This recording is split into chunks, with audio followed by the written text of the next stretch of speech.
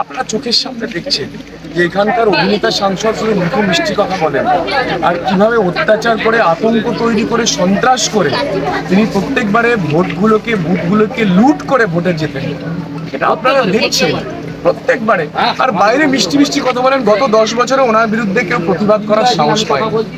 গত 10 বছরে এই অভিনেতা সাংসদের বিরুদ্ধে কেউ বলেনি। আমি একা সাহস করে বলতে নেমেছি। এখন সারা বাংলা না, সারা ভারত, সারা পৃথিবীর মানুষ জানতে পারছে যে উনি কত বড় সন্ত্রাসবাদী, উনি কত বড় আতঙ্কবাদী, উনি কত বড় একজন মানুষকে ভয় দেখিয়ে, চমকিয়ে, ধমকিয়ে, বন্দুক নিয়ে, বোম দিয়ে, মমতার দলদাস পুলিশকে দিয়ে মানুষকে ভয় দেখিয়ে ভোটটা লুট করেন, এটা মানুষ জানতে পারছে। গত 10 বছরে কারোর সাহস হয়নি ওনার বিরুদ্ধে বলা।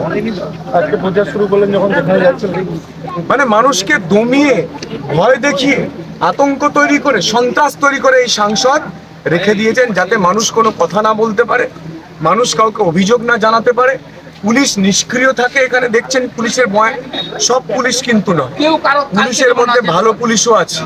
যে সমস্ত মমতার দলদাস পুলিশ, আমি তাদের জন্য বলছি, মমতার দলদাস পুলিশ তাদের জন্য বলছি, মমতার দলদাস প্রশাসন যারা আছে তাদের জন্য বলছি, সবাই কিন্তু না। ভালো মানুষ না থাকলে কিন্তু সমাজ টিকে থাকতো।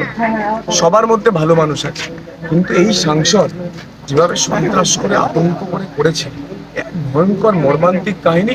আমি আপনাদের ক্যামেরার সামনে কথা দিচ্ছি যে এই 2024-এ কোনো আতঙ্ক, কোনো সন্ত্রাস করতে দেবো না।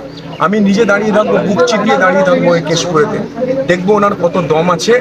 এখানকার সাংসদ, অভিনেতা সাংসদের কত বড় দম আছে যে এখানে এবারে উনি সন্ত্রাস করেন এবার আতঙ্ক করেন। আমি দাঁড়িয়ে থাকবো। আপনারা দেখেছেন